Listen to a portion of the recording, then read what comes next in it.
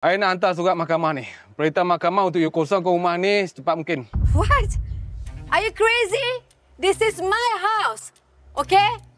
Milik arwah suami I. And dah jadi milik I dah pun sekarang ni. Take a look.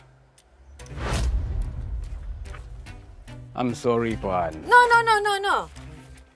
Undang-undang apa you pakai ni? You tak ada hak pun nak keluarkan I daripada sini. Okay? Tapi Puan, rumah yang cantik, yang besar sekarang ni bukan milik Puan lagi. Milik pewaris Megat Sulaiman yang baru. Puteri Rahana. No way. I tak percaya. Korang ni memang daripada dulu memang nak jatuhkan aku kan? Saya tahu you takkan percaya. Tapi kami ada bukti. Dalam.